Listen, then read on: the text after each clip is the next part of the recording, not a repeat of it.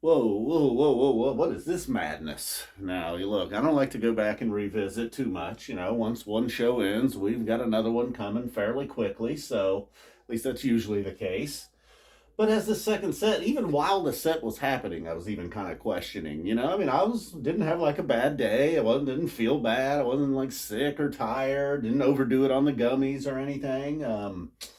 I just was like, this is okay. Some sets I'm just sitting in here chilling in the room on couch tour and just having a blast. And that just wasn't, and I don't know. I was just maybe blaming the music last night. I guess like, okay, guess this isn't all that. But I was wrong about the sample in a jar. It took a while to get there. I think maybe my problem with sample in a jar is, and what I remembered on a first listen was just too much Trey. He was too loud. Just I hate it when Trey, and then the tones. Every now and then he just has this really awful tone. So if you combine the bad tone with he's real loud and the rest of the band is just like very much in the background. But that didn't carry on for the whole jam. Eventually everything kind of evened out. Trey, while he was a little bit repetitive, he found something he liked. Page latches onto that, and then boom, voila, we got us a nice little Phish jam. But it was the tail end. It was the tail end. Then I mentioned, whatever I said about Kill Devil Falls, it was okay. Golden Age, again, it was all right. Nothing that spectacular though. Just wasn't really jumping out at me. Same thing with all of this. And then the encore I did really enjoy, of course. And then really I was just sticking to this. I was kind of skimming through this again. Oh yeah, a bunch of comments about it being Jerry's birthday. Yeah, I know, I was aware. I just sometimes I just didn't maybe want to point out the obvious. It's like this isn't the first time. Like I've been a Phish fan for a long time. This is they've played not every year, but a lot of times they'll play a show on this date. And Rose wants out of here. You don't want to listen to me? You don't want to listen to me talking about Jerry Garcia? Nope. She's a goose cat. No, she's not, really. She wouldn't be my cat if she was. She'd be living outside if she was anyhow. That's for sure.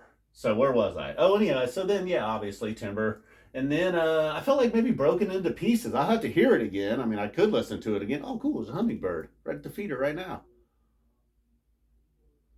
They're just so cool to look at. Boom. Thanks to Spud for the hummingbird feeder. Fan of the channel. Oh, there he goes. And it's off. They didn't want to hear about Jerry either. But I thought maybe this song was about addiction, which, if we're making nods to Jerry, I know Trey's had his own battles.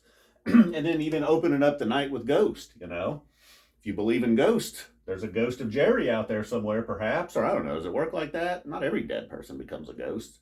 Or do they? Jerry certainly would. I just don't know. He'd probably hang out at MSG. So, I mean, if anything, more so than Wolfman's, and then that's another thing. Apparently, I say Wolfman's. I do kind of say Wolfman's. Wolf. How do you pronounce the L, though? Wolfman's. Wolfman's. But I say Wolfman's.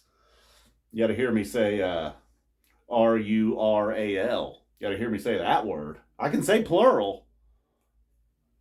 Get rid of that PL and add an R, though. I am completely lost.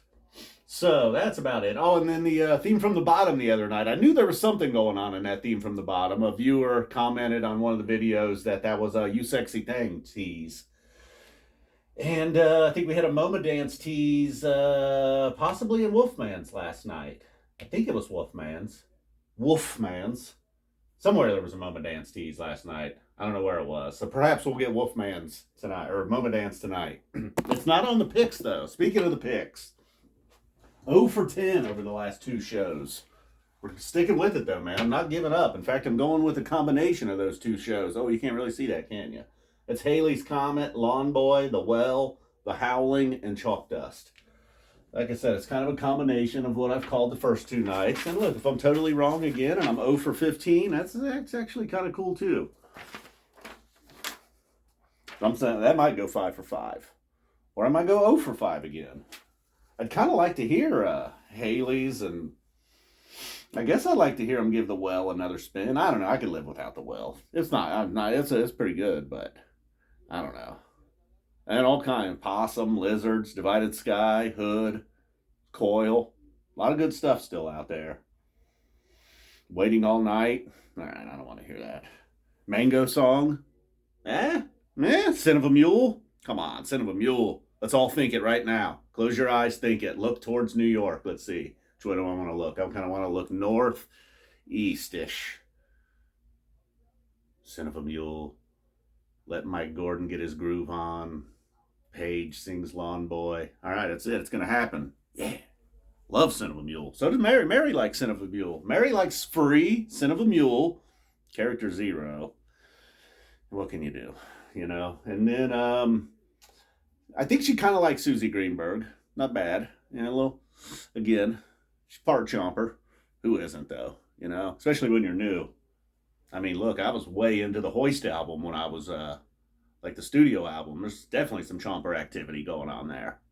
All right, guys, boom. We're out of here. We'll see you tonight. In a mere hours. A little longer than that.